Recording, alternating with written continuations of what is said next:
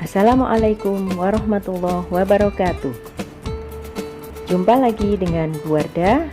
Hari ini kita akan belajar tentang IPA. Kita awali dengan baca basmalah. Bismillahirrohmanirrohim.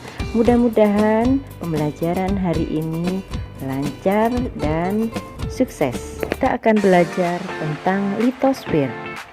Litosfer merupakan lapisan batuan yang ada di bumi.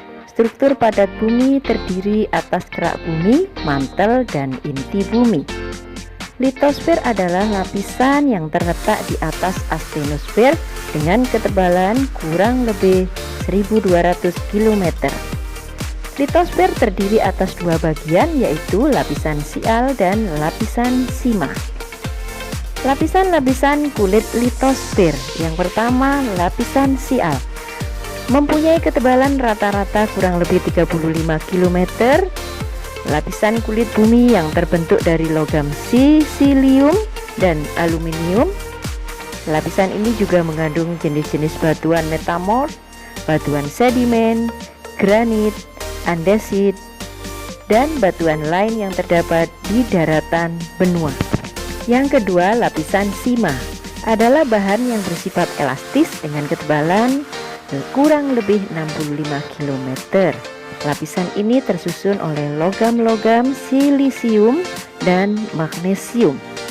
Kulit bumi mengandung berbagai macam batuan yang dikelompokkan dalam 3 golongan, yaitu batuan beku, batuan sedimen, dan metamorf. Lanjut ke klasifikasi batuan. Yang pertama, batuan beku. Batuan beku merupakan batuan yang terbentuk dari magma pijar yang membeku dan menjadi padat karena proses pendinginan. Berdasarkan tempat terjadinya pendinginan, batuan beku dikelompokkan menjadi 3, yaitu 1. Batuan beku dalam, 2. Batuan beku luar, dan batuan beku korok. Contoh dari batuan beku dalam adalah granit dan gabbro. Sedangkan contoh dari batuan beku luar adalah basal dan obsidian. Contoh dari batuan beku korok adalah batu apung. Yang ketiga, batuan sedimen. Terbentuk dari batuan beku atau zat padat yang mengalami erosi di tempat tertentu, kemudian mengendap dan menjadi keras. Yang ketiga, batuan malihan atau metamorf. Merupakan batuan yang terbentuk dari proses perubahan batuan asal, baik perubahan bentuk atau struktur maupun susunan mineralnya, akibat pengaruh tekanan dan temperatur yang sangat tinggi. Batuan malihan dibedakan menjadi 3, yaitu malihan kontak, batuan malihan tekan, dan batuan malihan regional. Berdasarkan teori tektonik lempeng, bagian luar bumi tersusun atas litosfer yang dingin dan kaku atau disebut lempeng, serta tersusun oleh astenosfer. Astenosfer bersifat plastis yang berada di bawah lempeng.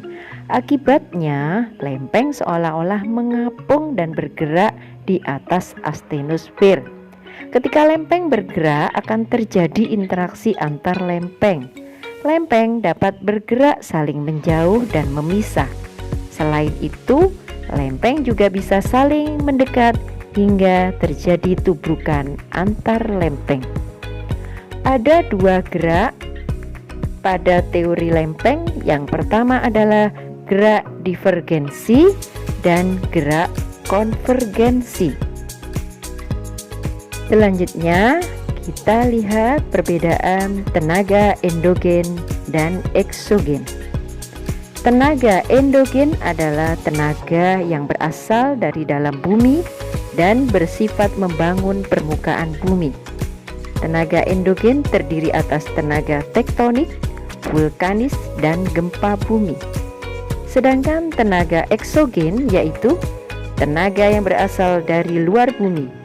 Sifat umum tenaga eksogen adalah merombak bentuk permukaan bumi hasil bentukan dari tenaga endogen. Jenis gempa ada 3, yaitu gempa vulkanis, gempa tektonis, dan gempa runtuhan. Kita lihat perbedaan dari ketiganya. Yang pertama, gempa tektonik terjadi karena ada tubrukan lempeng akibat tenaga tektonik. Sedangkan gempa vulkanik terjadi karena ada aktivitas gunung api, dan gempa runtuhan terjadi karena ada daerah kosong yang runtuh. Proses alam eksogen.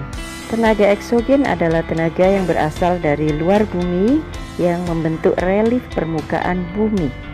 Tenaga eksogen meliputi pelapukan, erosi, dan sedimentasi. Pelapukan dibedakan menjadi 3, yaitu pelapukan kimiawi, pelapukan mekanis, dan pelapukan biologis. Jenis-jenis erosi bisa dilihat, yaitu ablasi, abrasi, korasi, dan eksarasi. Sedimentasi atau pengendapan, yaitu pengendapan air, pengendapan angin, pengendapan air laut, dan pengendapan gletser. Lanjut ke dampak positif tenaga eksogen, antara lain 1. Memunculkan habitat. 2. Memperluas daratan di bumi. 3. Memperdekat barang tambang ke permukaan bumi. Sedangkan dampak negatif tenaga eksogen antara lain 1. Kesuburan tanah bisa berkurang karena dampak dari erosi.